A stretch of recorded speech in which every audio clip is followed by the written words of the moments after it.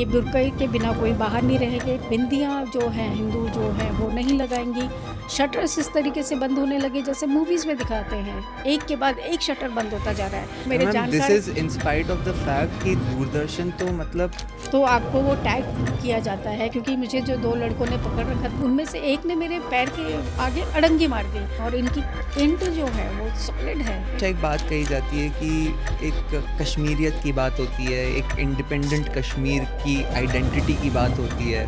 हम तो हमेशा कहते हैं कि हुँ। वो कश्मीर हमारा अभिन्न अंग है।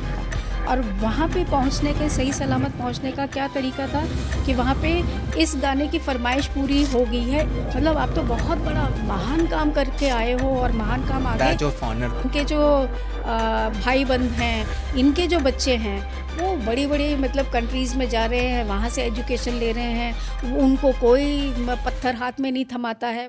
नमस्कार। भारत पाकिस्तान की दुश्मनी, इस्लामिक कट्टरवाद, हिंदुओं का नरसंहार, आतंकवाद या ऑपरेशन सिंदूर, इन सभी के तार कहीं ना कहीं कश्मीर से जाके जुड़ जाते हैं।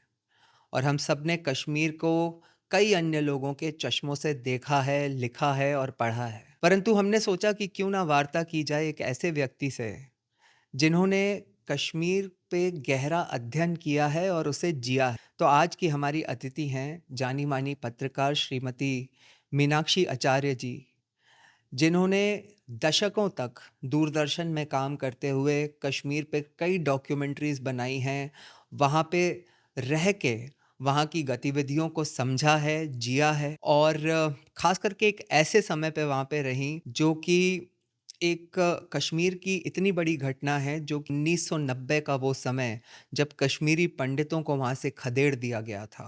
और आपने देखा होगा कि कश्मीर में जो तलवार की ताकत थी, उसके अलावा जो कलम की ताकत थी, वो दिल्ली के लुटियंस मीडिया और जो वहाँ की जो ब्यूरोक्रेसी और ख़ास करके जो जेएनयू का इकोसिस्टम होता था जवाहरलाल नेहरू यूनिवर्सिटी का, वहाँ से चलती थी। मीनाक्षी जी का अध्ययन भी जेएनयू में हुआ है, तो आज वो हमें उस इकोसिस्टम के बारे में भी बताएंगी। तो चलिए आरंभ करते हैं उनके साथ ये चर्चा कश्मीर पे। मैम नमस्कार। और नमस्कार। सबसे पहले तो आभार प्रकट करना चाहूँगा आपका कि आपने मेरा आमंत्रण स्वीकार करा और आप पधारे। तो मैम सीधा प्रश्नों की ओर जी। चलते हैं, अपनी चर्चा जो है आज कश्मीर पे। तो मैम सबसे पहले तो आपसे यही पूछना चाहूँगा कि आपका कश्मीर में इतना लंबा अनुभव रहा, तो ज़रूर ही आपने वहाँ कुछ ऐसा देखा होगा जो हम एक आम भारतीय के तौर पे नहीं देख पाते। हम या तो टीवी पे देखते हैं या बचपन से जो कहानियाँ सुनी हैं या जो मैगज़ीन्स और पेपर्स में आर्टिकल्स पढ़ लेते हैं, वही है। आप हमें कुछ ऐसा बताएं जो हम लोगों को नहीं पता हो। Thank you so much. सबसे पहले तो मुझे आपने आमंत्रित किया और मुझे ये मौका दिया जो कि मैं आई थिंक 1990 के बाद से बहुत कोशिश करी मैंने। जी। टिट्स एंड बिट्स में कई कई लोगों को बताने की कोशिश करी कि ऐसा होता था, ऐसे ये हुआ था, ये हुआ था।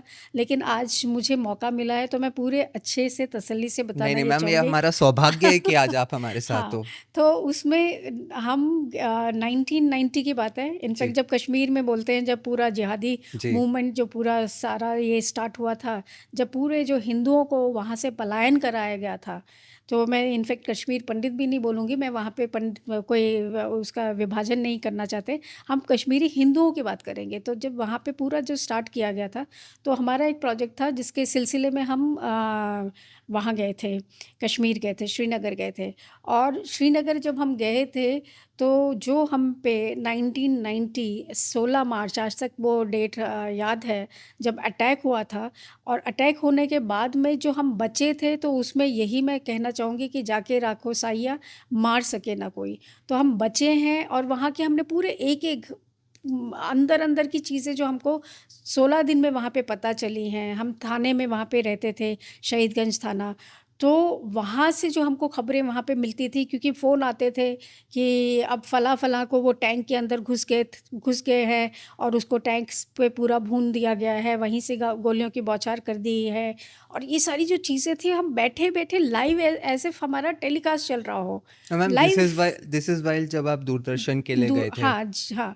तो जब हम दूरदर्शन के तो वहाँ पे मतलब रोंगटे खड़े होते थे कि ये हो क्या रहा है? हम लोग बचेंगे कि नहीं बचेंगे? क्योंकि हमें भी पूरे उन्होंने मेटाडोर हमारा में तीलियाँ डाली, 16-17 के करीब उन्होंने तीलियाँ डाली और वो भगवान की कृपा से वो मतलब जली भी नहीं। हालाँकि उन्होंने पूरी हमारी जितने भी मेटाडोर में जितनी भी वो मूर्तियाँ थी, छोटे-छोटे जो ड्राइवर रखता है, सबको उन्होंने तहस-नहस कर दिया था। हम गए थे अमीरा कदल मार्केट, श्रीनगर का बड़ा फ़ेमस जी, मार्केट जी, है और जहाँ पे मंडी लगती है, सब्ज़ी जी, मंडी पूरी जी, रहती है, जो कि पूरे ऑल ऑफ कश्मीर में वहाँ पे सप्लाई होता है, जी, जहाँ तक हमें जान पड़ता है। तो वहाँ के अच्छा वहाँ पे 1990 मतलब 89 नवंबर और शायद ये चीज़ बोलते हैं कि 3-4 साल पहले से ही वहाँ पे नींव तो पहले ही रख ली गई जी, थी। पूरा जो बही खाता है कि किस तरीके से इस तरीके इस मूवमेंट को हमने बाहर वो करना है, किस किस तरीके से इन लोगों को बाहर करना है, हिंदुओं को बाहर, तो वो तो पहले से जो बही खाता है वो तो लिख लिया गया था। जी, लेकिन 1990 में जब इस तरीके से हुआ, वहाँ पे बुर्का सिस्टम था कि बुर्के के बिना कोई बाहर नहीं रहेंगे, बिंदियाँ जो हैं हिंदू जो हैं वो नहीं लगाएँगी, वो बिना उसके रहेंगे और हम वहाँ पे जीन्स पहन के अमीरा कदल मार्केट में, वहाँ पे हमने शूट किया। शूट करने के बाद में जब हमें लगा कि जो हम मेटाडोर में आ गए थे, बैठ गए थे, लेकिन हमारे जो डायरेक्टर और वो कैमरामैन है, वो जिस स्पीड से आ रहे थे तो लग रहा था कि बस अब तो कुछ ना कुछ होने वाला है, कोई गड़बड़ है। और हमारे जो गाड़ी थी मेटाडोर पे उन्होंने अटैक किया, पकड़ लिया, घेराबंदी कर दी पूरा का पूरा। और ये डल लेक के पीछे वाला जो अमीरा कलर मार्केट है, डल लेक के एडिज पैरेलल लाइन है, पैरेलल उस पे है। शटर्स इस तरीके से बंद होने लगे जैसे मूवीज़ में दिखाते हैं, एक के बाद एक शटर बंद होता जा रहा है। हम कह रहे हैं शॉप्स में घुसने की कोशिश कर रहे हैं, हम कह रहे हैं हमें बचा लो और इस तरीके से तो सारे शटर्स बंद हो रहे हैं। वो कह रहे हैं तुम्हारे साथ-साथ हमें हमें हमें भी मार देंगे, हमें हमारी दुकानें भी जला देंगे।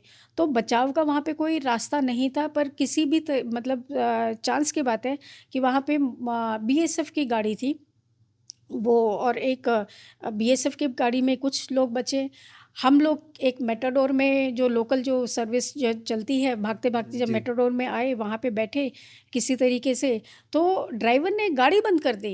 आप बिलीव करेंगे कि ड्राइवर ने गाड़ी ये कहते हुए बंद कर दी कि अगर मैं इनको अपनी गाड़ी में बिठा के आगे लेके जाऊँगा, तो मुझे भी मार देंगे। तो ये हालात थे और उसमें 4-5 सरदार बैठे थे। सरदार जनरली वहाँ पे बारामूला में रहते हैं, जी, काफ़ी हैं जी, कश्मीरी वहाँ पे। तो उन्होंने बोला कि नहीं-नहीं अरे इनको शहीदगंज थाने में छोड़ देना, 3 किलोमीटर है यहाँ से शहीदगंज थाना, वहाँ पे क्यों नहीं छोड़ सकते इनको? तो वो माना नहीं ड्राइवर, पर उन्होंने जो वो थे सिख जो लोग थे, उन्होंने फ़ोर्स किया और फिर ड्राइवर ने गाड़ी चलाई और गाड़ी चलाने के बाद में जैसे ही हमको शहीदगंज थाना, आप बिलीव नहीं करेंगे, शहीद हम जैसे ही हमारी मेटाडोर वहाँ पे रुकी जी, शहीदगंज, एक पीछे से फ़ॉलो करती हुई दूसरी मेटाडोर आई और उसने ओवरटेक किया और जो हमारी जो प्रोड्यूसर थी उसको पकड़ लिया, एक पीछे साइड से मुझे पकड़ लिया था और मैं बिल्कुल, और जो हमारा डायरेक्टर था वो तो भागता हुआ एकदम से शहीदगंज थाने के अंदर घुस गया और हम देख रहे हैं, सोच रहे हैं कि अब पुलिस वाले आएँगे, अब पुलिस वाले आएँगे, हमें बचाएँगे इन लोगों से। और जो प्रोड्यूसर है उसको खींच के वो मेटाडोर में धक्का दे के अंदर कर रहे थे और मैं शॉक्ड वे में लिटरली बोलते हैं ना, जैसे ऐसे करके जो मूवीज़ में दिखाते हैं या जी। फ्रेंड सर्कल में कि क्या हुआ करके, वो वाले स्टेज में पहुंच गई थी मैं। बस ऐसे देख के उसको ये सोच रही, मैंने कहा गई ये तो, अब तो इसको तो ले गए, एज इफ वो मेरे फ्रेंड्स हैं, वो मेरे मैम, दिस जानकार। Is in spite of the fact कि दूरदर्शन तो मतलब ऑफ़िशियली जो हमारी भारत सरकार है उसका चैनल है, और उसकी टीम के साथ भी अगर ऐसा हो रहा था कि मतलब you had to wait for कि मतलब पुलिस आएगी कि नहीं आएगी या हमें कौन प्रोटेक्ट करेगा, तो ये अपने आप में ही एक विचित्र बात है। विचित्र तो क्या मतलब, इनफैक्ट ये तो हमारे लिए उस टाइम पे, आप किसी भी सरकारी उसमें अगर काम करते हैं जी, तो आपको वो टैग किया जाता है कि आप सीबीआई से हैं, सीआईडी से हैं, शिवसेना से हैं, हिंदू संगठन से हैं, मतलब इस तरीके की वो वहाँ पे मानसिकता हो रखी थी। और वहाँ पे पुलिस वाले विद गन्स खड़े हुए देख रहे हैं, लेकिन वो उनकी भी हिम्मत नहीं हो रही कि वो बाहर निकलें अपने वो उनका जो जी, थाना है शहीदगंज थाना, वहाँ से बाहर निकले और हमें बचाएं। और जब इस तरीके से जो प्रोड्यूसर है उसको धक्का देते हुए अंदर कर रहे थे, तो सामने से बीएसएफ की गाड़ी आई और मैं अंदर, जैसे ही मुझे अपनी आवाज़ सुनाई थी, शॉकिंग, उससे जब मैं बाहर निकली, और तो क्योंकि मुझे जो 2 लड़कों ने पकड़ रखा था, यहाँ से ऐसे हाथ से पकड़ा हुआ था, तो उन्हें तो लगा कि इसको जहाँ बोलेंगे वहाँ चल पड़ेगी, क्योंकि मेरी स्टेज उस शायद इस तरीके से बिल्कुल लॉस्ट थी मैं, तो उसको देख के दया आ रही थी कि अब गई, गई। और जैसे ही मैं भागी अपना नाम सुन के कि मीनाक्षी भाग गया, मीनाक्षी भाग गया, वो कब से अंदर से डायरेक्टर चिल्ला रहा था, भाग गया, मैं बिल्कुल लॉस्ट। तो जैसे ही मैं भागी, उसने, उनमें से एक ने मेरे पैर के आगे अड़ंगी मार दी। जी, अड़ंगी मारी, और उससे पहले वाली जो रात थी वहाँ पे खूब अच्छे से बारिश हुई थी, तो पूरा रोड स्लिपरी था। जी, और इसीलिए हमारी जो मेटाडोर में जिसमें इन्होंने तीलियाँ डाली थी, 15-16 तीलियाँ डाली थी, वो भी नहीं जली थी, वो भी हम बच गए थे। तो स्लिप होते हुए मैं सीधे थाने के आगे एकदम, और मैं सड़क सड़क में लेटी हुई, गिरी हुई, ऊपर उनकी पुलिस वालों की वर्दी पहने हुए, उनकी बंदूक देख के, और अब देख रही कि शायद कोई मुझे आएगा, बिल्कुल बाउंड्री के साथ में ही थी मैं, कि मुझे कोई उठाएगा, लेकिन कोई नहीं आया।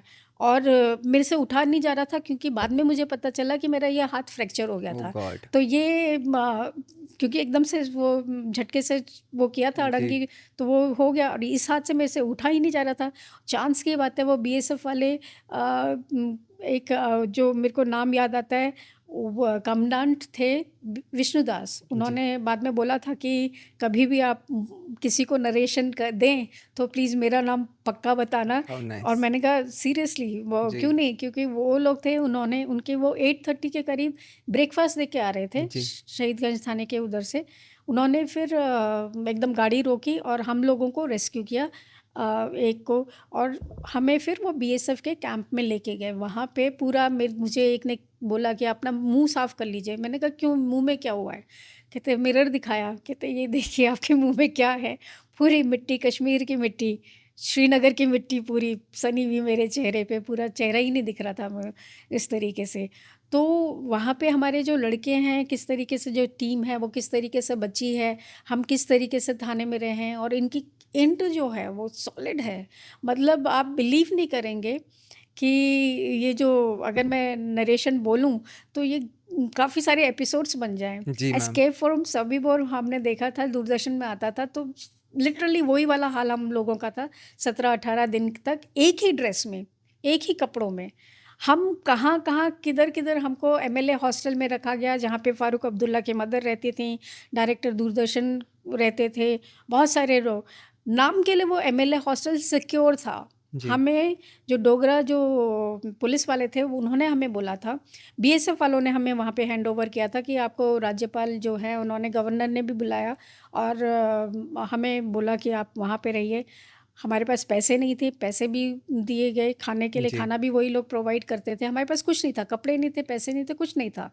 तो हमें वहाँ जब रखा गया, तो बीएसएफ वालों ने सिर्फ़ ये कहा था कि किसी पे भी भरोसा मत करना। जी, और ये बात सच्ची थी हुँ, कि किसी पे भी, क्योंकि डोगरा जो वहाँ पे थे पुलिस वाले, उन्होंने हमें ये बताया, कंडीशन बताई कि ये जो आतंकवादी हैं, इनके पास में AK-47 है, जी, और हमारे पास में जो हथियार हैं, अगर हम निशाना यहाँ लगाते हैं तो गोली वहाँ जाती है।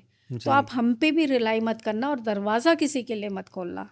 यहाँ पे चाहे वो पुलिस वाला आए, चाहे कोई भी आए, सबके सब, मतलब कौन क्या है आप नहीं जान पाओगे। तो बस इसी डर में और इसी उसमें मैं वहाँ आपने पे। तो शुरुआत ही ऐसी करी है कि एकदम रोंगटे खड़े करने वाला आपने एक्सपीरियंस बता दिया है। तो हुँ। मैम क्योंकि आपका उस समय ये सब आपने जब देखा and then over the years आप कश्मीर पे डॉक्यूमेंट्रीज बनाते रहे, आप उस पे काम करते रहे। तो मैम एक जो आम कश्मीरी की बात होती है, एक हमेशा एक बात कही जाती है कि एक कश्मीरियत की बात होती है, एक इंडिपेंडेंट कश्मीर की आइडेंटिटी की बात होती है। मैम इसका क्या आपको कारण लगता है? क्योंकि जैसे मैंने हमेशा देखा एक बात होती थी ना कि भाई भारत, हम तो हमेशा कहते हैं कि हुँ। वो कश्मीर हमारा अभिन्न अंग है, 370 हटने के बाद हो भी गया ऑफिशियली भी। तो पाकिस्तान ऑफ कोर्स आज़ाद कश्मीर और कश्मीर की आज़ादी की बात करता है। तो एक आम कश्मीरी की इसके बारे में क्या सोच है, इसके बारे में कुछ बताएं मैम। उस वक़्त जो 1990 के जो हालात थे, जी, अगर वहाँ से अगर हम उसको अब आज की डेट में अगर हम तुलना जी, करें तो बहुत चेंजेस हैं, जी। काफ़ी चेंजेस हैं। क्योंकि उस टाइम पे जो आपका ब्रेन वॉश किया गया था, हुँ, तो वो बहुत ज़्यादा सीरियस था। सीरियस इन द सेंस कि हमें थाने में बोल बताते थे, जो इंस्पेक्टर था, तो वो मुझे असगर खान ऐसे कुछ, मुझे नाम नहीं ध्यान आ रहा, जी, असकर ऐसे जी। Something like that. तो उनका जो वो हमें बताते थे कि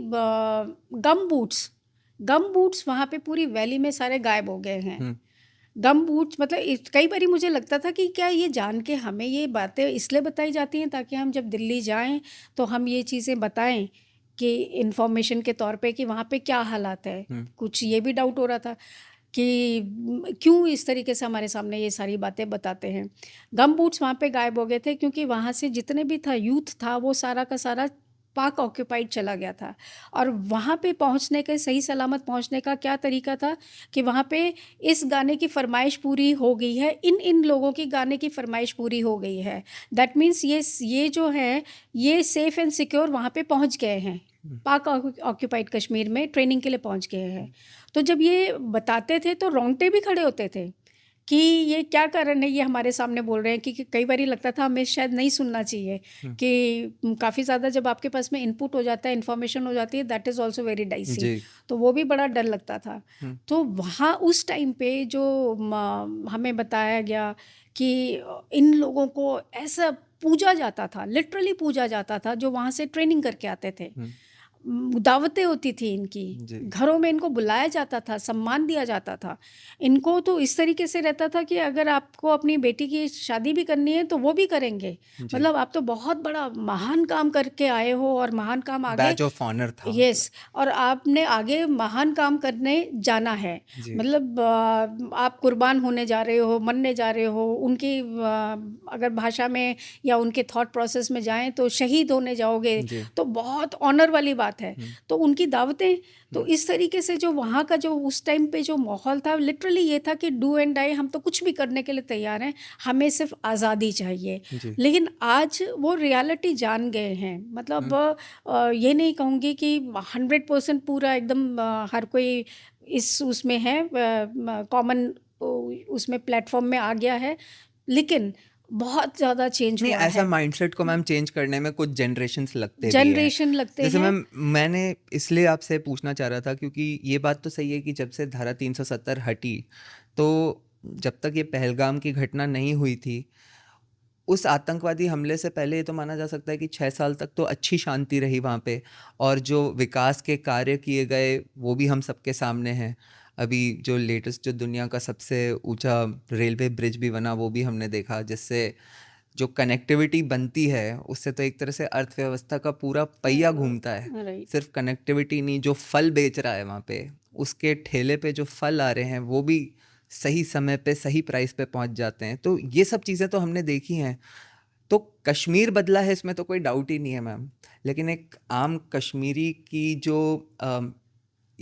हम जिस मेंटालिटी की बात कर रहे हैं, ये बात तो सही है कि इसको बदलने में अभी शायद और वक़्त लगेगा। हाँ, क्यों पूरा क्योंकि मैम यस। बेसिकली क्या है कि इस कॉन्टेक्स्ट में पर्टिकुलरली आपसे इसलिए पूछना चाह रहा था कि इस बात को, इस फैक्ट को कैसे डिनाई किया जा सकता है कि आज जो ये वहाँ पे आतंकवादी घटना हुई, जो टेररिस्ट थे, उनको किसी ने तो शह दी राइट, होगी, किसी राइट। ने तो खाना खिलाया होगा हुँ। और मतलब एक इकोसिस्टम अभी भी, चाहे वो छोटा हो गया हो, चाहे लोगों को वहाँ पे शांति और प्रगति की लत लग गई हो, लेकिन कुछ तो एलिमेंट्स हैं जो अभी भी उनको राइट, सपोर्ट करते हैं। हुँ, राइट।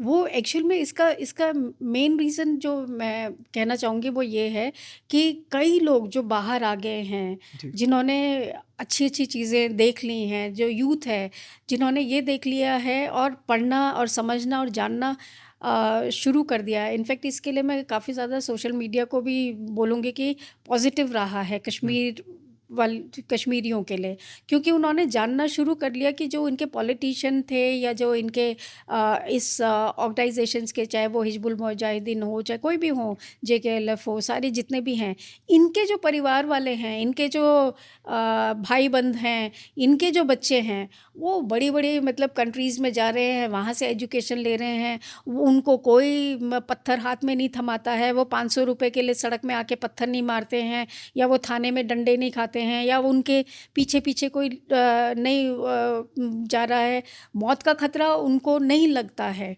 तो लेकिन जो सड़क में है, कॉमन मैन है, उसको लगता है कि येस, हमको यूज़ किया जा रहा है, और वो उसको तब लगता है जब वो इन सारी चीज़ों को वो जानना शुरू करते हैं, जब वो पढ़ना शुरू करते हैं।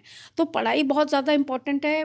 आज की डेट में कश्मीरी जो यूथ है, काफ़ी सारे कॉलेजेस में उनके लिए जो रखा रिजर्वेशंस रखी जी, गई हैं जी। एडमिशन्स के लिए, तो उससे उनको फ़ायदे तो हुए हैं। अब हुँ। जब फ़ायदा होता है, जब आप पसंद जब आप ज़िंदगी जीने लग जाते हो, तो कौन इस तरीके से 500 रुपए के लिए कौन सड़क में आएगा। लेकिन हाँ, ऐसा ज़रूर है कि आप अगर उसको वो वाला एंगल, अपना जो जिहादी एंगल जी। है, या आप अपना उसके धर्म से रिलेटेड अगर उसको जोड़ के, अगर आप उन माइंडसेट को अगर आप फोकस करते हैं कि जो कि टारगेटेड हो सकता है, जिसको आप मैनिपुलेट कर सकते हो, तो अभी भी ऐसे लोग तो ज़रूर बैठे हुए हैं जो कि बिल्कुल सफ़ेद पोश कपड़ों में हैं, जो कि दुनिया के सामने बहुत अच्छे हैं। तो वो ऐसे लोगों को ढूँढते हैं, और वो वीक जो पॉइंट हैं, वीक जो लोग हैं, इस तरीके से उनके झांसे में आ जाते हैं। तो झांसे में आना, वो मैं वहाँ पे मानूँगी जहाँ पे रेडिकलाइज़्ड आप ईज़िली कर सकते हो, वो लोग हैं। बहुत शायद जो गरीब हैं, जिनके पास कुछ नहीं है, कोई अल्टरनेटिव नहीं है, वो शायद इस तरीके के झलावे में, झांसे में, इन सारी चीज़ों में, बातों में आ जाते होंगे।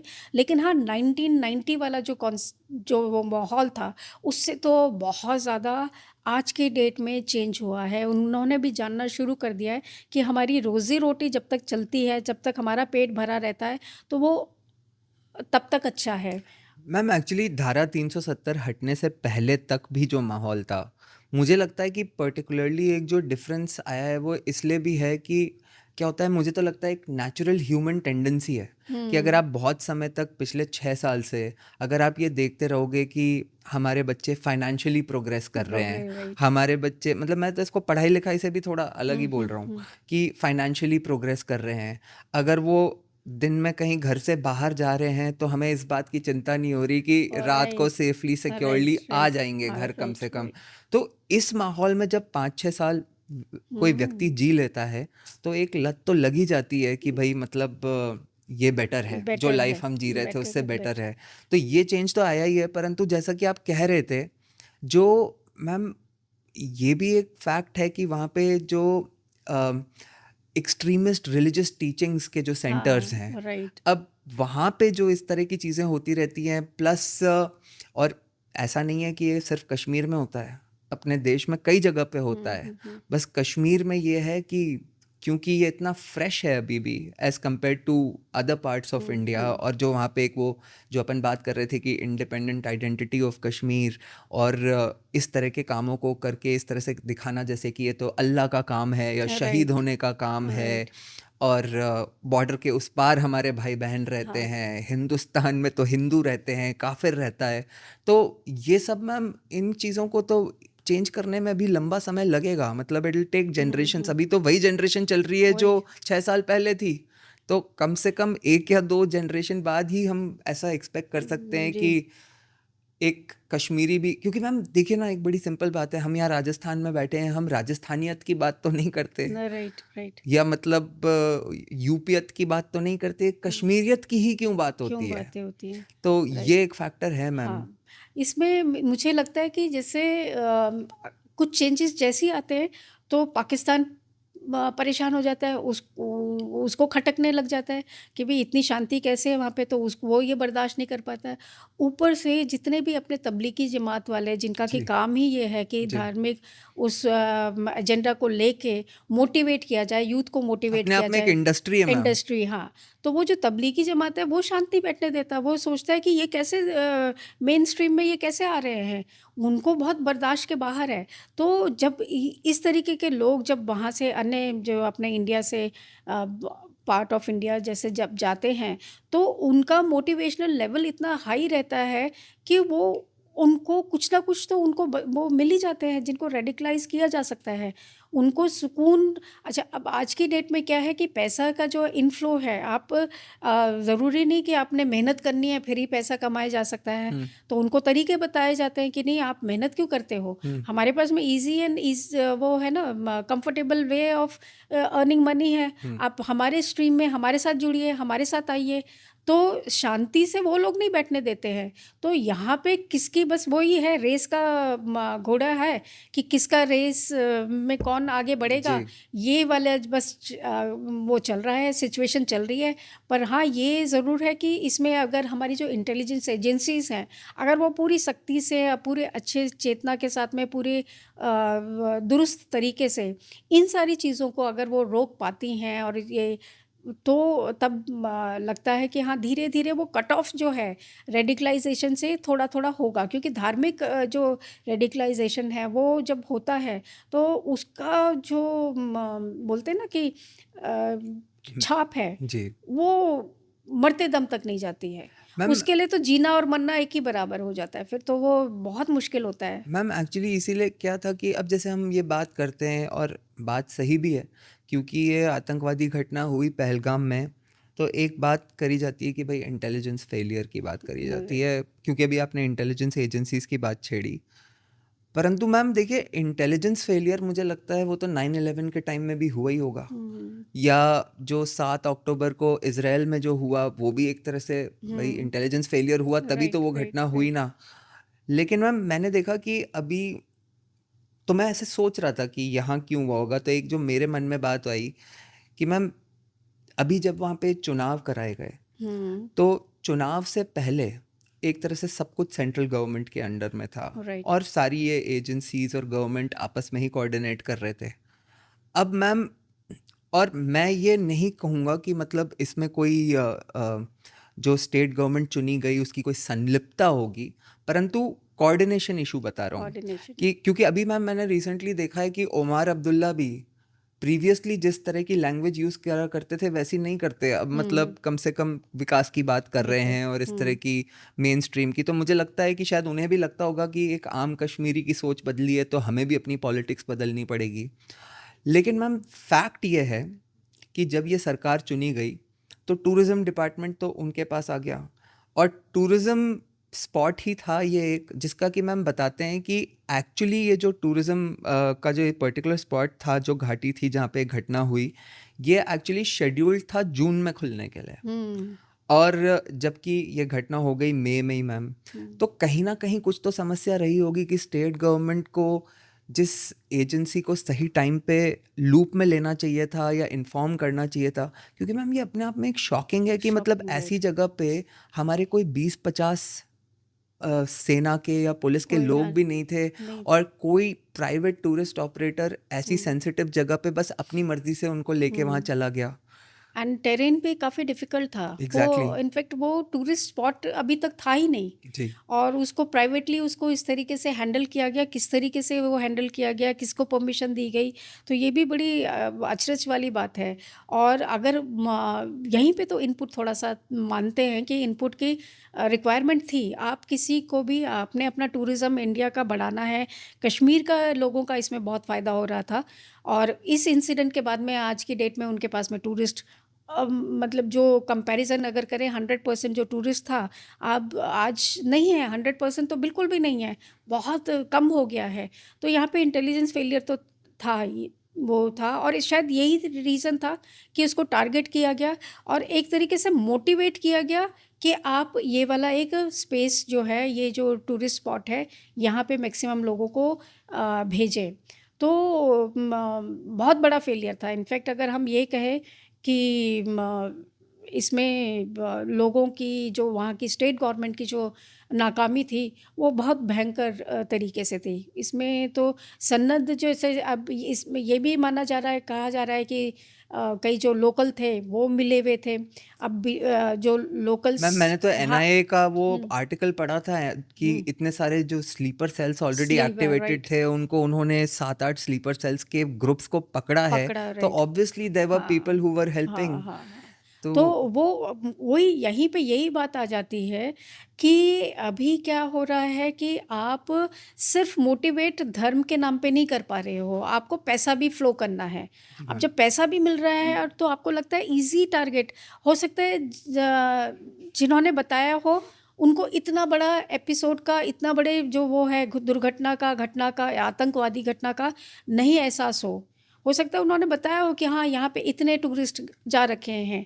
आप या आपने किसी को घर पे वो किया है, आप उसकी जो ग्रेविटी है इंसिडेंट की, हो सकता है वहाँ के लोगों को इतना जिन्होंने हेल्प की है, लेकिन उसमें बहुत ज़्यादा वो है 100% ये कह सकते हैं कि जिन्होंने बताया है तो अच्छे तरीके से भी बताया है।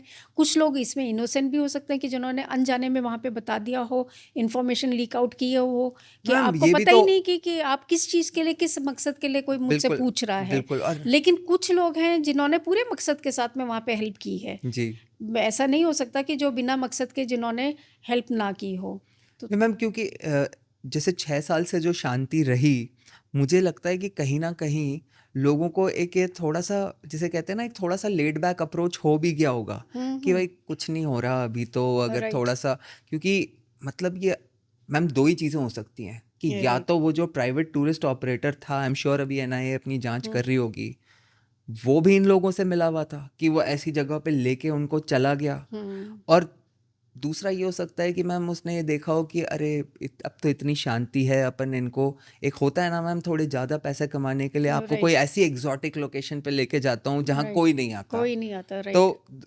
इन हुँ। Both the circumstances right. The administration should have known no, कि यस। भाई ऐसा कोई कर रहा है। हाँ, वही रिस्ट्रिक्टेड एरिया आप मतलब आप क्लासिफ़ाई तो करेंगे ना कि ये टूरिस्ट आपके स्पॉट हैं। जी। आपकी बिना जानकारी को कोई दूसरा एकदम से कैसे अनजान जगह पे कोई टूरिस्ट स्पॉट कोई कोई क्रिएट कर सकता है, उसको बढ़ा सकता है। तो that is a failure of the tourism department जो भी वहाँ का है। क्योंकि आपकी जो पोस्ट है, जो नियरेस्ट पोस्ट थी वो भी काफ़ी दूर थी जी। और उसमें जो नियरेस्ट पोस्ट में भी बहुत कम थे, सिक्योरिटी वाले बहुत जी। कम थे। जी। वहाँ से बताते हैं कि वहाँ पे पहले ज़्यादा होती थी, उनको जी। हटाया गया जी। था। अब वो हटाया क्यों गया था? ये भी एक बड़ा क्वेश्चन है कि किन कारणों में ऐसा लगा कि यहाँ पे नहीं रहनी चाहिए। मैम वो तो भी पार्ट है, और सेकंड पार्ट ये भी है कि one of the reasons that this से इज कि भाई जून तक तो ये एरिया खुलता ही नहीं है। खुलता तो ही नहीं। अब जून तक नहीं खुलता तो फिर जून के पहले कोई लेके चला कैसे गया? लेके के चला कैसे गया? आपके मुखबिर नहीं थे, जी। आपके कौन नहीं था मतलब जी। वही that's what I am saying कि it is state government matters to be investigated. State government का जो है ना जी। इसमें वो बिल्कुल ही एक तरीके से बिल्कुल निराशजनक है जी। उनका जो जी। अ, अप्रोच रहा। बहुत अप्रोच बहुत बेकार रहा मैम उनका। हमने एक बड़ी फेमस मूवी जो बनी वो देखी, हुँ, कश्मीरी पंडितों के ऊपर, राइट। कश्मीर फाइल्स, जिसको कि कुछ लोगों ने उसको रिजेक्ट कर दिया प्रोपेगेंडा बता के। हुँ, परंतु आपने वहाँ मैम उस समय आप वहाँ पे आपने काम किया है जब ये सब हो रहा था। हुँ, तो मैम सबसे पहले तो, क्योंकि मैम इसमें जैसे कुछ लोग बताते हैं कि प्रोपेगेंडा, उसी तरह से मैम मैंने तो कई लोगों से जिनसे व्यक्तिगत इस मामले में जिनसे भी मेरा इंटरेक्शन हुआ, कुछ कश्मीरी पंडितों से भी हुआ, कुछ ऐसे भी लोगों से हुआ जो कश्मीर से जुड़े रहे उस समय, तो मैम वो तो कहते हैं कि उस मूवी में जो दिखाया गया है वो भी 5-10% है ऑफ व्हाट एक्चुअली हैपेंड। तो आपका क्या विचार है मैम उस समय के बारे में जो कश्मीरी पंडितों के साथ जो हुआ? हाँ, इनफैक्ट मैं भी यही मानती हूँ कि जो कश्मीर फाइल जब मैंने देखी तो मैं इसी उससे गई थी कि कश्मीर फाइल में बहुत कुछ दिखाया मतलब जो एक्चुअल में वहाँ पे हुआ है वो जी। दिखाया गया होगा। लेकिन वहाँ पे तो ऐसा कुछ दिखाया ही नहीं था मेरे हिसाब से तो वहाँ पे कुछ ऐसा दिखाया नहीं क्योंकि कश्मीर में जो हुआ वो तो अगर आप फिल्म्स बनाने लगो तो बहुत सारी फिल्म्स बन जाएं। किस तरीके से वहाँ पर मैं अपना ही एग्जांपल देती हूँ और जो टीवी चैनल्स में आके जो लोग ये बताते हैं या जो राइटअप लिखते हैं या जो बहुत सारे जो बुद्धिजीवी जो कहते हैं कि ये प्रोपेगेंडा है और ये जो पूरा अर्बन नक्सल का जो पूरा नेक्सस है जी। जो ये कहते हैं कि पूरा ये भटकाव वाली मूवी है ऐसा कुछ नहीं था वो लोग हैं जिन्होंने कश्मीर में कहीं कभी भी वो डाउनटाउन एरिया तक भी नहीं गए होंगे उन्होंने कश्मीर का के भी नहीं देखा होगा लेकिन हाँ उन्होंने क्योंकि बोलना है उनको क्योंकि बोला जाता है कि आपको इस तरीके से नैरेटिव बनाना है तो इसलिए वो बोल रहे हैं कश्मीर का मैं सिंपल सा बता रही हूँ अगर हमारे एमएलए हॉस्टल में जब हमको रखा गया था उस टाइम पे कर्फ्यू वहाँ पे लग जाता था, 5 बजे लग जाता था। अच्छा, हाँ, उससे पहले मैं आपको ये बताना चाहती हूँ कि जब हम शहीदगंज थाने में होते थे, जी, तो तब हमें पता चला कि हमें अपने आप को, क्योंकि वो हमें क्लेम कर रहे थे कि हम रॉ के एजेंट हैं, हम सीबीआई के हैं, हम सीआईडी के हैं, हम विश्व हिंदू परिषद के हैं, या हम मतलब पूरा जी। जितना भी इंडिया का कोई भी मतलब कोई भी ऑर्गेनाइजेशन का आप नाम ले लीजिए, वो उससे रिलेटेड है, क्योंकि गवर्नमेंट एजेंसी से अगर आप जुड़े हुए हो तो आप एक काफिर हो, आपको मारना उनका धर्म है। जी। तो वो मार ही देते, शायद हम बच गए तो वो ऊपर वाले हमारे भगवान की कृपा रही है, जाको राखे और साहिया उनके लिए मार। बेसिकली हाँ, भारत की सरकार अलग भा थी और कश्मीर की कश्मीर सरकार अलग थी। कश्मीर का, हाँ, ये भारत से आए हैं, ये दूसरे लोग हैं, ये हम लोग एलियंस हैं उनके जी, लिए। तो मैं 90 की बात बता रही हूँ। तो वहाँ पर हमें ये बोला गया कि आप भी न्यूज़पेपर में अपना अपील निकालिए। हमने कहा किस चीज़ की अपील? तो कैन यू बिलीव कि वहाँ पे बाकायदा न्यूज़पेपर में अगर आपके ऊपर अगर अटैक करना है, तो आपका नाम लेके आपका छापा जाएगा कि फला-फला को हम चेता रहे हैं कि हम उसको, या तो वो उस ऑर्गेनाइज़ेशन से या सरकारी जिस भी संस्था से वो जुड़ा हुआ है या जिस भी चीज़ ये से, न्यूज़पेपर में आता था? न्यूज़पेपर में छपता था। आप न्यूज़पेपर में नाम निकालते थे कि इसको हम मारेंगे, अगर आप ये इस आप एजेंसी में अगर जुड़े रहे तो आपको हम मारेंगे। हमने फिर न्यूज़पेपर के लिए हमने बात करी, तो हमने कहा कि हमारे पास में आएगा कौन? बोलने के लिए कौन आएगा? तो थाने में ही बात हुई, तो उन्होंने कहा हम भेज देंगे, न्यूज़पेपर वालों को ही भेज देंगे। तो जो हमारे रूम में जब आए, तो मुझे अच्छे से याद है कि एक बुज़ुर्ग से थे, तो उन्होंने फ़िरन पहना हुआ था, उनका ये एक हाथ अंदर था, और एक जो थोड़े लंबे चौड़े से कोई वो ही मस्ट बी अराउंड 45-46, और जो बुज़ुर्ग से थे वो 55 ऐसे कुछ थे। तो वो आए तो नॉक किया। अच्छा, हमको डोगरा जो बाहर पुलिस वाले थे उन्होंने बोला था किसी के लिए दरवाज़ा नहीं खोलना। तो डरते-डरते हमने पूछा, तो कहा कि हम सीआईडी वाले हैं, अच्छा। तो दरवाज़ा खोलिए। क्योंकि आप लोगों ने न्यूज़पेपर में डालना है कि आप बेगुनाह लोग हो, आपके ऊपर अटैक ना किया जाए, आपको छोड़ दिया जाए, आपको हुँ, मारा ना जाए। हुँ। मतलब हम एमएलए हॉस्टल में भी रह के हमें ये था कि हमें कभी भी मार सकते हैं। तो जब हमने डोर खोलने के बाद में पूरा सबके हमारे एड्रेसेस लिए, जी। पूरा पूछा गया कहाँ से आए हैं, क्या है पूरा फादर्स नेम तक, मदर नेम, मतलब ये पूरी मैम, डिटेल। मैं तो एक्चुअली आपको सही बताऊँ अभी तक इस बात को ही ऑब्ज़र्व नहीं कर पा रहा कि आपने बताया कि वहाँ पे लोग न्यूज़पेपर में निकालते थे कि मतलब आप चेताते थे कि हम तुम्हें मारेंगे और हाँ, वहाँ की सरकार वो ऐड देख के क्या करती थी मैम फिर?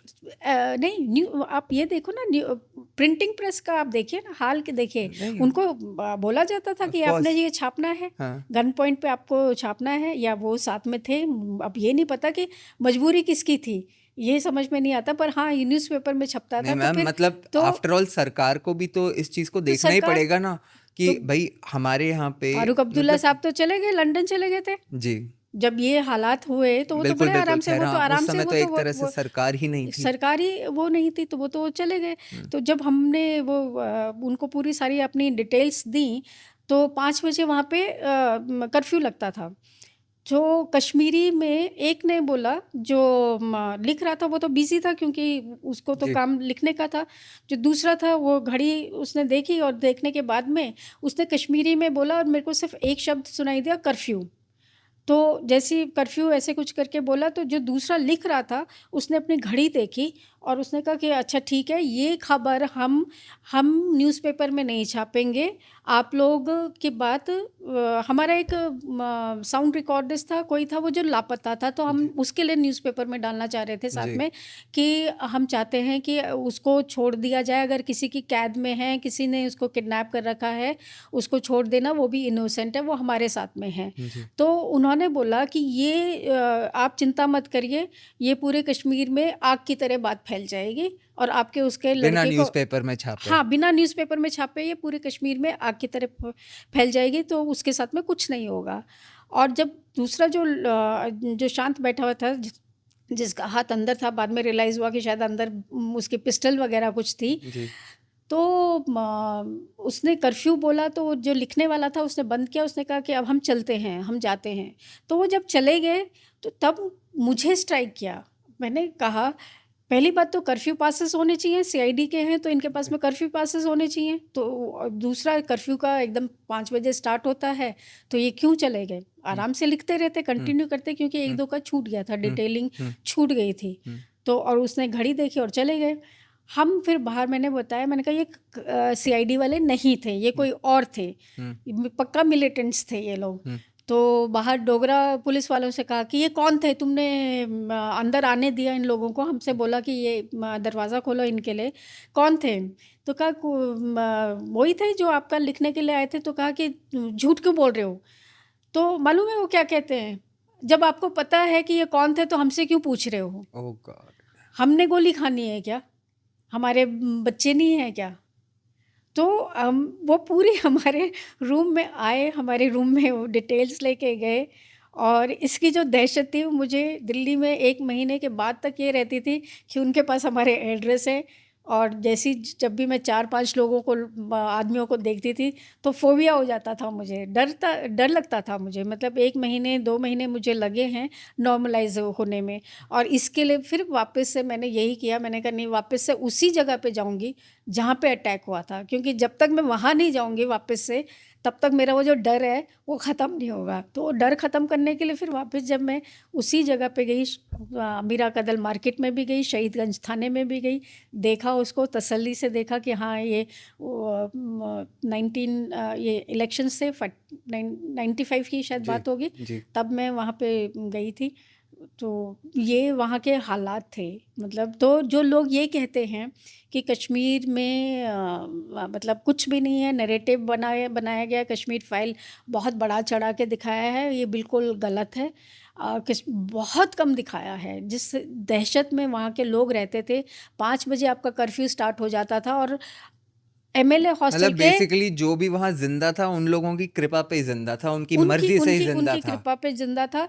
और ये 5 बजे कर्फ्यू स्टार्ट होता था, और पूरे कश्मीर, श्रीनगर के वो पूरी अज़ान और कश्मीर, उसमें मारने काटने के बाद मैम पूरा का पूरा, मतलब ऐसे दहशत होती थी कि पूरे रोंगटे खड़े हो जाते थे जैसी वो पूरी अज़ान वहाँ पे पूरा वो जो स्टार्ट होता था। तो 5 बजे आप, हमें लगता था ये कर्फ्यू है, ये क्या है? मतलब आप तो सारे मस्जिदों में पहुँच गए हो, तो कर्फ्यू किस, सिर्फ वो नाम का कर्फ्यू था और कुछ नहीं था।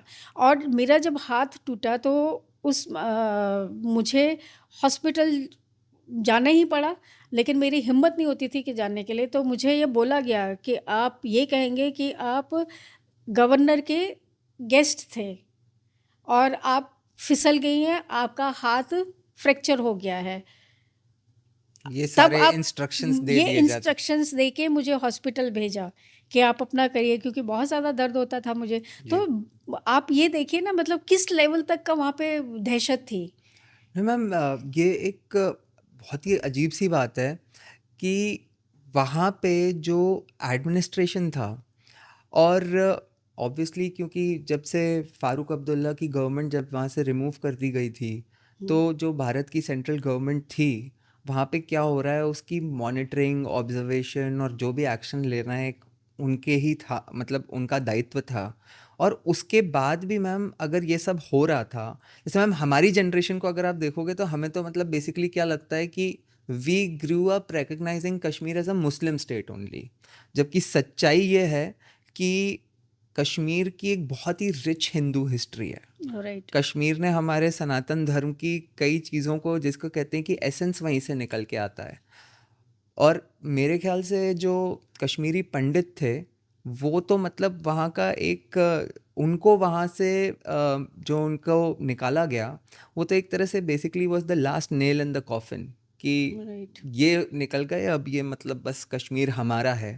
तो राइट। मैम अब जो कश्मीर की स्थिति है, which is almost 90-95% Muslims, Muslims हूँ। तो मैम जो ये डेमोग्राफी हो चुकी है, उसके बाद चाहे 6 साल हो गए हों धारा 370 हटाने के, और जैसे कि हमने बात करी कि 6 साल में कोई मतलब एक विकास हो सकता है, शांति हो सकती है, लेकिन हृदय परिवर्तन तो नहीं हो सकता।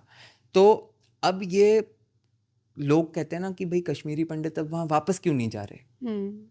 तो मैम उनका भी तो हृदय परिवर्तन होने में, इस चीज़ को, इस रियलिटी को एक्सेप्ट करने में टाइम लगेगा ना। और specially in the wake of जो ये आतंकवादी हमला हो गया, तो ये मैम डेमोग्राफी अब दोबारा कब चेंज होगी, that's a long way ahead, है ना। नहीं, इसमें मैं एक चीज़ और बोलना चाहूँगी कि ये सिर्फ़ पलायन नहीं हुआ, मतलब जो वहाँ से हिंदू जो भगाए गए, वो सिर्फ़ अगर हम फ़िज़िकल उसमें देखें तो वो सिर्फ़ वो ही नहीं हुआ, इसके साथ-साथ में पूरी आपकी जो संस्कृति है, वो ख़त्म हुई जी है। जो उनके रिचुअल्स हैं, जो न्यू बॉर्न बेबीज़ हैं, जो जी पैदा हुए, जो किस अलग-अलग स्टेट्स में जो पैदा हुए, उन्होंने अपने एनवायरनमेंट को मिस किया, अपने जो वहाँ के जो खेती-बाड़ी है, उसको मिस किया, अपने बागानों को मिस किया, वो उगते हुए, सेब बनते हुए, अखरोट बनते हुए, बादाम होते हुए, ये सारी जो चीज़ें हैं, जी क्लाइमेट, जी ये सारी चीज़ें उन्होंने मिस की हैं। तो जो आप कहते हो ना कि आप उस ज़मीन से हो, तो वो सारी चीज़ें आपने जब बच्चा बिल्कुल, होता है, जब वहाँ पे आप आइडेंटिटी से जो चीज़ें जुड़ी आइडेंटिटी होती उनका हैं। जो हाँ, तो उस आइडेंटिटी से वो एकदम से वाकिफ़ नहीं हो पाएँगे। आपके पेरेंट्स कितना भी बोल दें कि हमारा वहाँ पे घर था, हमारा ऐसा था, हमारी वो वादी में बर्फ़ जब गिरती थी तो सेब अच्छी उसकी फसल होती है, या ये पौध इस तरीके से बनाते हैं, ये सारे हम ये वाला त्योहार करते थे। तो जब तक वो आप उस एनवायरनमेंट में नहीं रहते हो तो उसकी जो बोलते जब टूरिज़्म हम अलग-अलग जगह पे जाते हैं, अब समुद्र जब सी शोर में जाते हैं, तो जब तक हम फिज़िकली वहाँ पे नहीं पहुँचेंगे तब तक हम उस आनंद का एहसास जी नहीं कर जी पाते। तो फिज़िकली हमारा होना बहुत ज़्यादा ज़रूरी है। अब होता ये है कि आप इतने कष्टपूर्ण उस तरीके से वहाँ पे आप देखिए ना कि कश्मीर का जो वेदर है, और उसके बाद में आप जम्मू में रहे, टेंटों में रहे, जहाँ पे साँप, बिच्छू, ये बिल्कुल, सारी चीज़ें, उनकी बातें सुनो तो बड़ी दर्दनाक अपनी ही बातें हैं। जगह पे रेफ्यूजी की तरह आप रहना। अपने ही देश में रेफ्यूजी, और वो भी ऐसे क्लाइमेट में जो कि उनको सूट भी नहीं करता था, जी कि पुश्तैनी वो कब से वहाँ पे पैदा हुए, वहीं पे पले बड़े, और जी फिर एकदम से आप उस एनवायरनमेंट में आ गए कि एक टेंट में आप 15-15, 16-16 मतलब परिवार मतलब लोग रह रहे हैं। अब वही बच्चे जो उन्हीं के जो बच्चे हैं, तो वो सुन-सुन के उनका जो आत्मीयता है उस ज़मीन के लिए, वो होगी, ज़रूर होगी, पर उसमें इतना दर्द नहीं होगा कि मतलब मैंने वहाँ पे कदम रखना ही रखना है।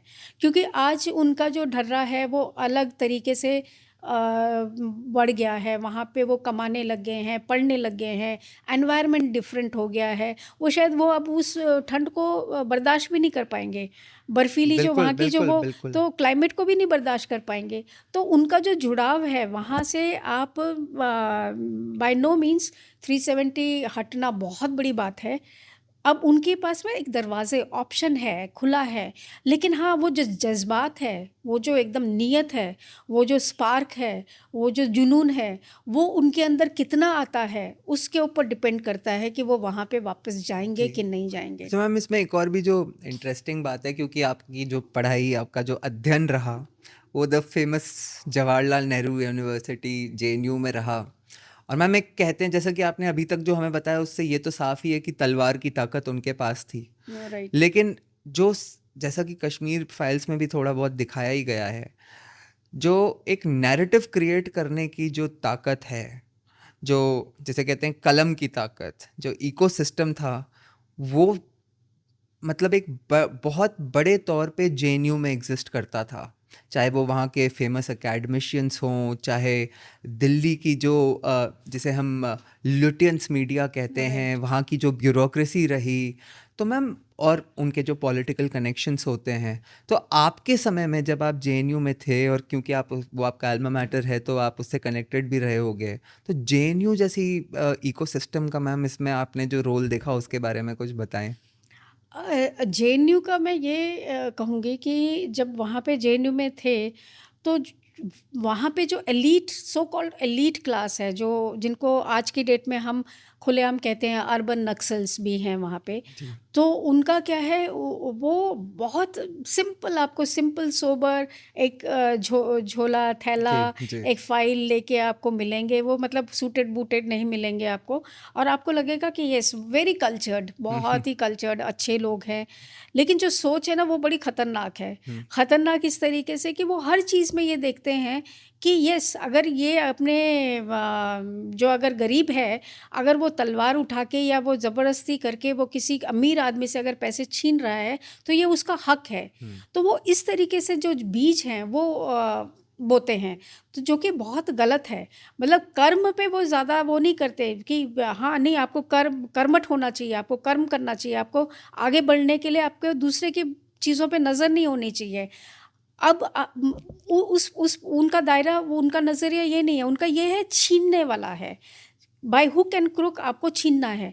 लेकिन जो कलम है वो इतनी सॉफ्ट, बोलते हैं ना कि कलम की जो निब है वो इतनी सॉफ्ट रहती है कि आपने थोड़ा सा उसको तोड़, मतलब प्रेशर डाला तो वो टूट जाती है। जी। लेकिन वो ये वाली जो कलम है, इसके जो वर्ड्स हैं वो किस तरीके से अनेकों अनेकों परिवार को तोड़ती हैं, ये आप वहीं पे जाके आप समझ सकते हो कि यस, जो पूरा जो रेडिकलाइजेशन है, मैं ये नहीं कहूँगी कि सारे के सारे जेएनयू वाले वो खराब है। हम भी वहाँ, मैं भी वहाँ पे रही हूँ, मैंने भी वहाँ पे और पढ़ाई मैम की मेरे है। फादर भी इनफैक्ट वहाँ से पढ़े हैं, और हमारी जो आज की सीसीएस है राइट। उसमें doctor S Jaishankar, doctor Nirmala Sitharaman जैसे नेशनलिस्ट भी वहाँ पे रहे हैं, जी। उसी इंस्टीट्यूशन से निकले हैं। सो ये तो है मैम, लेकिन मैं कश्मीर के कॉन्टेक्स्ट में इसलिए पूछना चाह रहा था कि जब वहाँ पे इस तरह का माहौल था, जो आपने फर्स्ट हैंड वहाँ पे रह के देखा, तो उस समय दिल्ली का जो लुटियंस मीडिया और जेएनयू का जो इकोसिस्टम था, वो इस सेपरेटिज्म को सपोर्ट किया करता था। करता था, और क्या बोला जाता था, वो ये बोला जाता था गलती इन लोगों की है, जी। हिंदू जो हैं उनकी गलती रही है। ये नैरेटिव एक बहुत अच्छी तरीके से फैलाया गया जी। कि जॉब्स उनके पास में है, पढ़ाई उनके पास में है, उन्होंने मतलब अच्छी से अच्छी एजुकेशन वहाँ पे ली है, सारी सरकारी पोजीशंस पे वो ही रहे हैं, बड़े बड़े घरों में वो ही रहे हैं। लेकिन कभी ये नहीं बताया गया, ये नैरेटिव नहीं बनाया गया कि यस, जिसने काम किया है, जिसने पढ़ाई की है, जो आगे बढ़ा है वो आगे बढ़ेगा ही। जी। वो किसी का हक छीन के या किसी को वो मार काट के वो उस ओहदे पे नहीं पहुंचा, या उसने वो मकान नहीं बनाया, या वो किसी की ज़मीन नहीं हटाई। उसने मेहनत करी है। नैरेटिव ये नहीं था, नैरेटिव ये था कि पक्का इन्होंने उनके ऊपर कोई ना कोई जुल्म किए हैं, इसलिए इस तरीके से आज आवाज़ उठी है। कहीं पे भी आप देख लीजिए, इनफैक्ट आप हैरानी की बात तो ये है कि आप ह्यूमन राइट्स कमीशन को वो बहुत ज़्यादा सपोर्ट करते हैं। वो तो एक फ़ौजी को भी जो बंदूक लेके जो आपके देश की जो रक्षा कर रहा है, सुरक्षा कर रहा जी। है, उस पे भी उँगली उठाते हैं। वो कहते बिल्कुल, हैं कि बिल्कुल मैम। नहीं, ये पहले जो आतंकवादी है उसको पूछेगा कि तू गोली क्यों चला रहा है? हुँ, तेरे को गोली नहीं चलानी चाहिए। तू, हमारे अंदर भी जान है, हमारे भी बीवी बच्चे हैं, हुँ। हमारे भी माँ-बाप हैं। बिल पहले उससे बातचीत करो। मतलब इस तरीके के उनके तर्क रहते हैं जी। कि आपने आतंकवादी को गोली क्यों मारी? अभी भी मैम आप देखिए ना, जिस तरह से बुरहान वानी का इन लोगों ने सपोर्ट करा, मतलब इस चीज़ को एक अपने स्टूडेंट्स यूनियन के थ्रू अलाउ करना कि भारत तेरे टुकड़े होंगे होंगे, इंशाअल्लाह, इंशाअल्लाह, इंशाअल्लाह। इंशाअल्लाह, राइट। और मैम सुप्रीम कोर्ट को इन लोगों ने कातिल बता दिया। हुँ, तो मैम इस तरह की चीज़ों को, मतलब इन द गार्ब ऑफ, जिसे कहते हैं ना कि मतलब लिबरलिज्म, तो राइट। ये तो मैम मतलब जैसा आपने बताया कि कलम सॉफ्ट है लेकिन चलती तलवार से भी तेज है। तेज़ है, तो बहुत तेज़ है। मैम क्योंकि हमारी समय सीमा भी है, लेकिन एक जो बहुत इम्पोर्टेंट टॉपिक लगता है जो मैं आपसे टच करना चाह रहा था इसमें, कि मैम क्योंकि आपका दूरदर्शन में इतना लंबा अनुभव रहा, और उसके वर्क करते हुए आप कश्मीर भी जाते रहे, और आप इतनी सारी डॉक्यूमेंट्रीज़ के पार्ट रहे। तो मैम एक ये बात है कि आपके समय में जब ये सब कश्मीर में चल रहा था, तो जब से मैम 2014 से मैंने देखा है कि ऑब्वियसली जब से मोदी जी की सरकार बनी है, तो मैंने देखा है कि जैसे एक बड़े फेमस जर्नलिस्ट हैं जो दो टूक करके शो करते हैं, अशोक श्रीवास्तव या जी। राइट। तो अशोक श्रीवास्तव जी इंडिपेंडेंटली अपने प्रीवियस एक्सपीरियंसेस जो बताते हैं, और अभी मैम एक्चुअली क्या उन पे बड़े आरोप लगते थे कि अरे हुँ, ये बड़े प्रो गवर्नमेंट हैं, ये हैं, वो हैं, ये हैं। बट धीरे धीरे मैम ये समझ में आया कि ऐसा नहीं है, वो बस एक नेशनलिस्ट हैं जो एक प्रेशर में प्री 2014 काम कर रहे थे। तो मैम आप लोगों पे भी तो मैम इस तरह का, जब राइट, आप लोग ये सच्चाई दिखाने का प्रयत्न करते होंगे, तो इस तरह के प्रेशर्स आप लोगों पे भी तो उस समय होते ही होंगे। राइट। इनफैक्ट ऐसा तो नहीं है कि 2014 के बाद में ही न्यूज़पेपर्स आए हैं, जी स्टैब्लिश हुए हैं न्यूज़पेपर। क्या जी न्यूज़पेपर उससे पहले छपते नहीं थे? बिल्कुल छपते थे। लेकिन क्या कभी आपने 90 के किसी भी दशक का उस टाइम पे न्यूज़पेपर, बड़े-बड़े जो न्यूज़पेपर हैं उनको उठा के देखिए, कभी भी वहाँ पे इतने एलैबोरेट तरीके से कहानियाँ या किस्से या इस तरीके के जो इंसिडेंट्स जो हुए हैं, कभी छपे हैं? नहीं छपे हैं। तो ये कौन करता है? मतलब कौन दबाता है ऐसी बड़ी-बड़ी खबरों को कि आपका पूरा एक हिंदुस्तान का एक पार्ट से इतने संख्या में लोग, कश्मीरी जो पंडित हैं, हिंदू हैं, वो दूसरे अपनी जगह से भगाए जाते हैं। और भगाना भी मतलब कुछ भी नहीं अपना नहीं मैम, हमें तो तो बेसिकली ये भी नहीं पता चला, जैसे अभी आपने एक चीज़ बताई कि मतलब multiple times you were in a situation जहाँ कि आपको ऐसा लगता था कि पता नहीं बचेंगे या नहीं बचेंगे। हम्म, तो ऐसा तो हमें कभी वाइल ग्रोइंग अप पता ही नहीं चला इन न्यूज़ चैनल्स या इन मीडिया पब्लिकेशंस के थ्रू। तब नहीं पता चला और आप अभी भी नहीं पता चल पाएगा, जी क्योंकि जब तक आपका केस फाइल्स जो कितनी बारी वहाँ पे जितने भी हैं कोशिश कर रहे हैं ना, जो 90 में थे, अब कितनी बहुत सारे जो लोग होंगे बेचारे, उनमें से कई तो ऊपर भी पहुँच गए होंगे, जी जिनका स्वर्गवास हो गया होगा। अब उनकी जो दर्द के जो अथाह जो सीमा रही है, उन्होंने कई बारी कोशिश भी की है कि भाई आप केस तो चलाइए, आप केस तो ओपन करिए। कश्मीरी जो हिंदू हैं उनके ऊपर क्यों उनके साथ इस तरीके से हुआ। केस ओपन करने की कोई बात ही नहीं होती है। सुप्रीम कोर्ट कहती है कि अदालतें कहती हैं कि नहीं, ये बहुत पुराना केस हो गया है, बहुत समय बीत गया है, तो इस पे कोई सुनवाई नहीं हो सकती। क्यों नहीं हो सकती? आपका अभिन्न अंग रहे हैं, इस देश के ही वो अंग रहे हैं, कल किसी और के साथ में भी हो सकता है। तो कश्मीर की जब हम बात करते हैं, आप हमें किसी को नहीं पता चलेगा। हो सकता है मेरे से ज़्यादा दर्दनाक घटनाएँ सुनाने वाले और लोग बैठे हों, जी जिनके पास में कोई चैनल ही नहीं है या जिनके पास में कोई इस तरीके से प्लेटफ़ॉर्म नहीं है कि जो वहाँ पे बता पाएँ। तो ये बहुत ज़्यादा ज़रूरी है। आप इसी चीज़ से आप अंदाज़ा लगा लीजिए कि वहाँ पे जो 1990 की जो घटनाएँ हैं, न्यूज़पेपर में कहीं नहीं आती थीं, और जो आती भी थीं वो उसको पूरा कैमोफ्लेज किया जाता था। कैमोफ्लेज इस तरीके से कि यस, आपको एक तरीके से प्रोपेगेंडा ये करना है कि कश्मीर में कुछ भी नहीं हुआ है, कश्मीर बिल्कुल सही है, क्योंकि खबरें तो आती हैं। हम बचे हैं शायद, मुझे लगता है कि अगर बीबीसी अगर ये न्यूज़ नहीं देता कि एक टीवी टीम, क्रू टीम पे अटैक हुआ है, तो शायद हमें भी पता ही नहीं जी चलता। मैम। तो क्योंकि वो खबर बीबीसी में आ गई थी, बीबीसी में चल गई थी वो, बीबीसी में, तो एक तो इसलिए प्रेशर प्रेशर बन। प्रेशर हो गया था। इसीलिए वहाँ से दिल्ली से फ़ोन्स भी आते थे, पूछा जाता था कि वो सेफ़ है, सिक्योर है, तो उनको सेफ़ रखना है। सेफ्टी मतलब आप उस टाइम के अगर आप हालात देखेंगे, तो जो हमारे हमें कई जगह पे हमें शिफ्ट करवाया जाता था, बहुत सारी जगह अननोन प्लेसेस पे, क्योंकि जहाँ पे भी हम जाते थे उनको पता चल जाता था कि आज ये वहाँ पे हैं। मैम और एक ये जो आपने केसेस वाली बात भी कही ना, वैसे तो मैं फ्रैंकली मतलब आई डोंट वांट टू, मैं जुडिशरी को अंडरमाइन नहीं करना चाहता हमारे देश की, क्योंकि वो भी एक बहुत इंपॉर्टेंट स्तंभ है हमारे लोकतंत्र का। लेकिन अभी ये जो आपने केसेस वाली बात कही मैम, कितनी विडंबना की बात है कि अभी जैसे मैम वो ज्ञानवापी वाला केस हुआ, हम्म, तो जुडिशरी ने उसको इस तरह से कर दिया कि भाई अरे ये places of worship act as if मतलब कितना इम्पोर्टेंट है। हम्म, अभी इसके ऊपर ज्ञानवापी पे सारा मतलब कर करा के स्टे कर दिया गया, वो कर दिया गया।